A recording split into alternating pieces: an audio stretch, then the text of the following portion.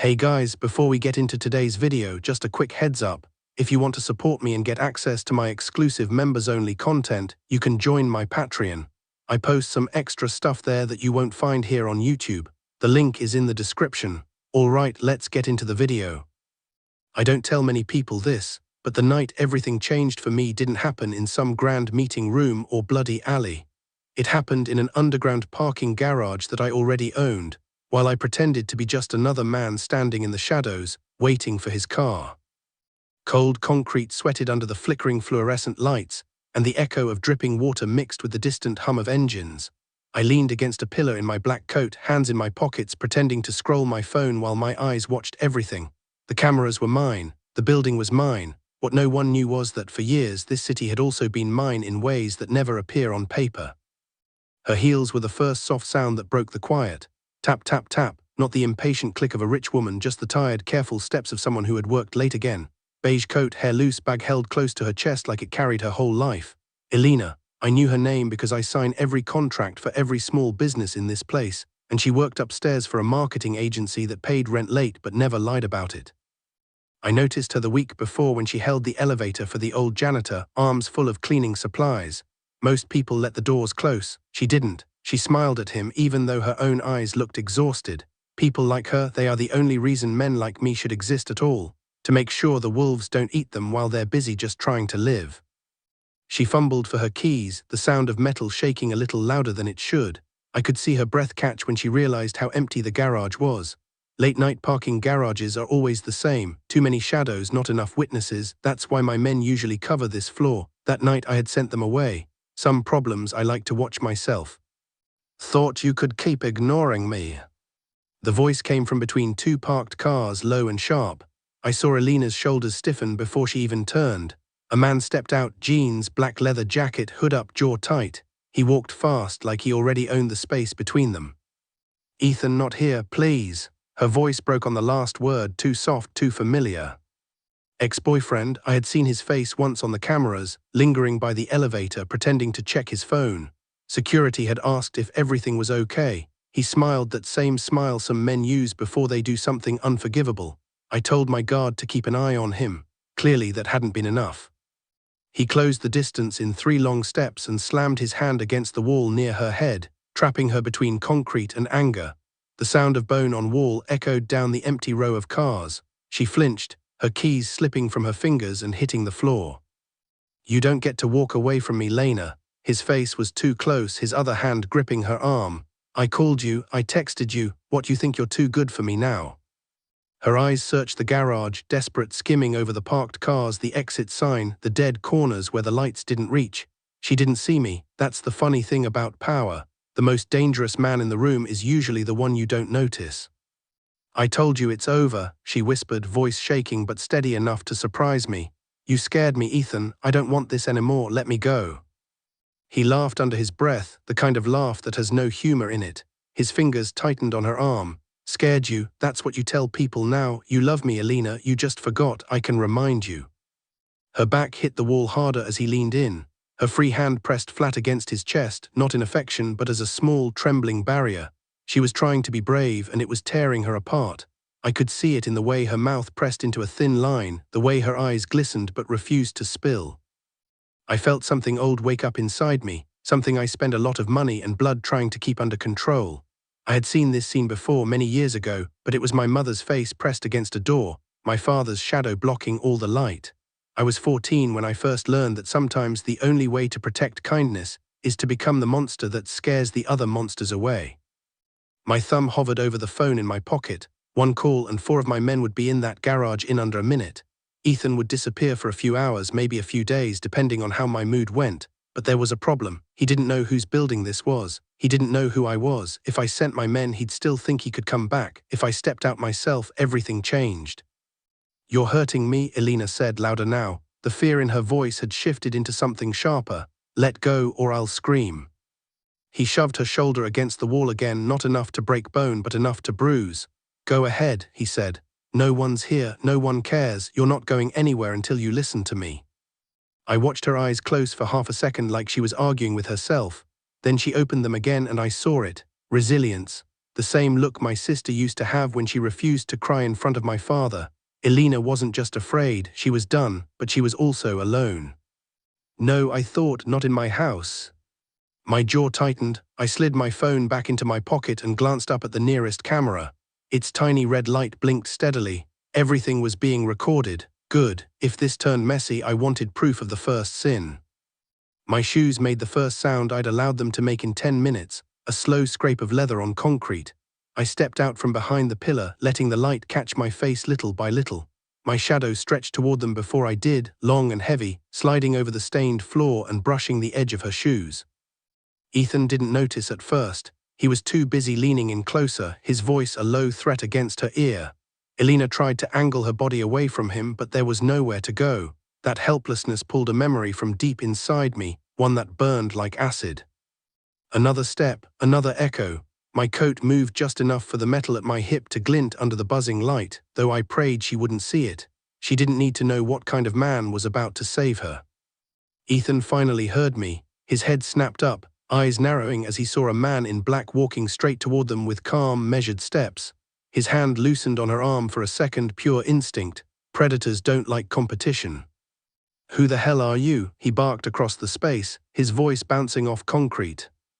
I stopped a few feet away, close enough to see the fear shaking Elena's hands, far enough that my calm looked deliberate, not desperate.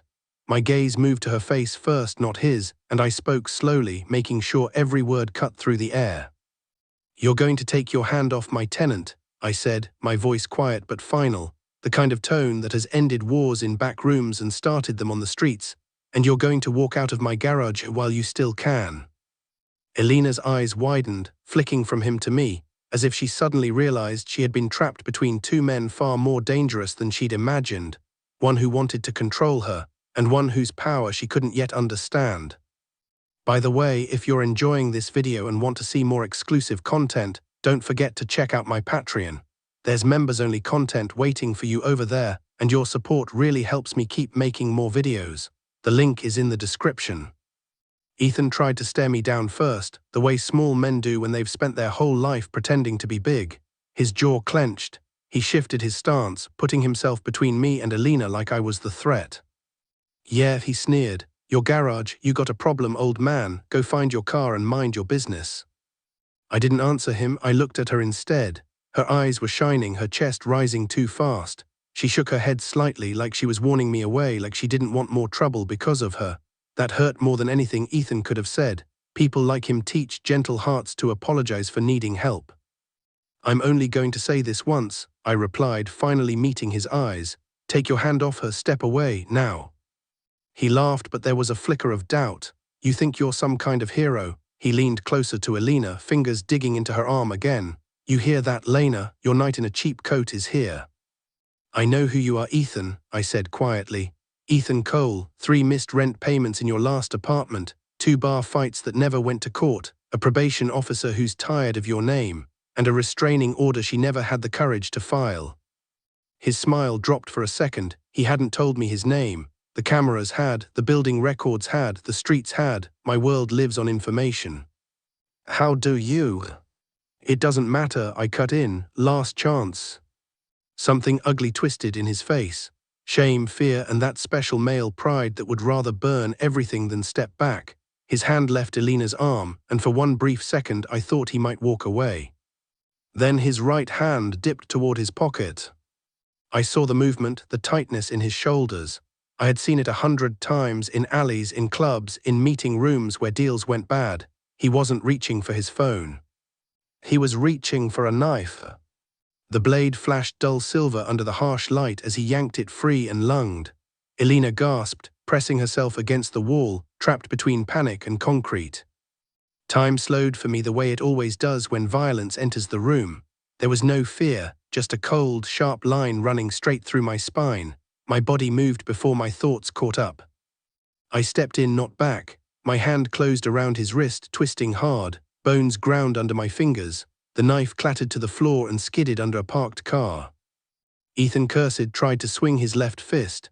I shifted my weight and slammed him chest first into the nearest pillar. The impact shook dust from the ceiling.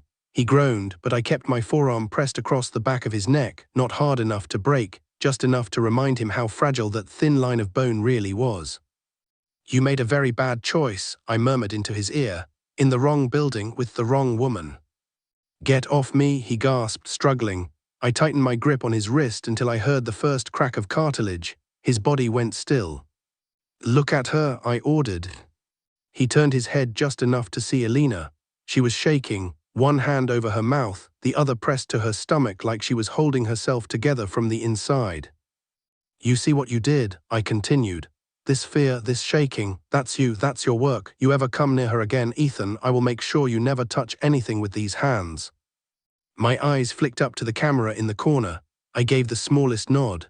30 seconds later, 2 of my men came through the stairwell door, moving fast but silent, like they had walked this path 100 times. "Boss," one of them said. Elena heard the word. Her gaze snapped to me, confusion and alarm mixing with her fear. "Take him," I said without looking away from her. "Careful, nothing permanent yet." They grabbed Ethan. He tried to twist free, but the fight was gone from him. As they dragged him toward the service elevator, he shouted back at her, voice cracking. "Lena, you're gonna let him do this. You know me, say something, tell him to stop." Her lips parted. For a heartbeat I saw pity flicker in her eyes. Then her gaze slid to me, to my men in black, to the word boss still hanging in the air between us. "Please," she whispered, stepping forward, her voice barely holding together. "Don't kill him." The security office smelled like burnt coffee and old paperwork. Harsh screens showed every angle of the garage, every quiet corner where danger could hide. On one of them, I watched my men push Ethan into the back of a black car and slam the door. Elena sat in the only chair, hands clenched around a paper cup of water she hadn't drunk. Her beige coat was wrinkled, her mascara smudged. She looked like someone who had just realized the world was much bigger and much darker than she had ever imagined. "You didn't answer me," she said finally, voice raw. "Are you going to kill him?" I leaned against the counter, feeling the weight of years sitting on my shoulders. "If I wanted him dead," I said calmly, "I wouldn't have brought him in front of cameras first." "That's not an answer," she shot back. The anger in her surprised me. "Soft people are not weak, they just bleed in silence longer than most. Who are you, really? Don't tell me you're just the owner." I hesitated. No one asks that question twice. The ones who do usually end up on one side of my life or the other, inside the circle or buried under it. "My name is Daniel," I said. "On paper, I own this building, a few restaurants, a security company. Off paper, I make sure certain problems disappear before they hurt the wrong people." Her eyes narrowed. "What does that even mean?" "It means men like Ethan usually don't stop," I replied quietly. "Piece of paper or not, restraining order or not, I've seen this story too many times. It ends with a hospital bed or a grave. I don't like those endings." A tear slid down her cheek, but her voice stayed steady. "I hate him for what he did," she said, "but I don't want his mother to get a call that her son vanished. I don't want more blood on me." That line cut deeper than she knew. My mother had gotten more than one of those calls.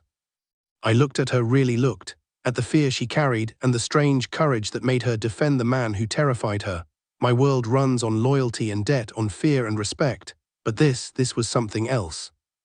"Okay," I said at last. "He walks away, broken pride, maybe a broken finger, but nothing that won't heal. He signs papers, he leaves the city, he never comes near you again, that's the deal." "And if he doesn't keep it," she whispered. I held her gaze. "Then it's not your sin anymore, it's mine." I took out my phone and called my driver. My orders were simple, but my voice was colder than I liked to hear it. When I hung up, Elena was staring at me like she was trying to decide if I was her savior or her biggest mistake. "You're safe now," I said, softer than before, "whether you ever want to see me again or not." For a few weeks I watched her life from a distance, the way I watch everything else in this city, through cameras, reports, patterns. Ethan signed what he needed to sign. My men drove him to the edge of the state and made sure he understood that if he ever came back, he'd leave missing more than pride. He never came back. But black cars started to appear near Elena's roots home, near the small cafe she liked, near the bus stop when it rained. My own drivers, my own shadows. Protection is a hard habit to break when you've seen too many funerals. One afternoon, she walked straight into my office on the top floor of the building. No appointment, no fear of the receptionist trying to stop her. Her hands were still shaking, but this time from anger, not terror. I see your cars, she said before I could stand. Outside my work, outside my house, I know it's you. You're welcome, I answered, almost out of reflex. I didn't ask for this, she snapped. I don't want people hurt because of me. I don't want to live in a cage you can't even see. I studied her. Most people, when they learn what I am, either bow their heads or run. She did neither. She stood there in her simple blouse and cheap shoes, talking to me like I was just a man. You're not in a cage, I said slowly. You're under a roof, mine, and my rules are simple. No one lays a hand on the people I choose to protect. She sank into the chair opposite me, exhaustion finally catching up. And who protects them from you? She asked quietly. That question landed like a punch. I had no smart answer for it. I grew up in a house where no one came, I said after a long moment. Neighbors heard the shouting. They heard my father breaking things, breaking people. They closed their doors. The police came once, left, never came back. I promised myself I would never be that useless. So yes, I do bad things sometimes. But if a woman under my roof calls for help, someone answers every time. Her gaze softened, not with pity, but with understanding. You don't have to keep paying for what he did, she said gently. You can protect people without becoming their nightmare. I almost laughed. You think there's a way out of what I am?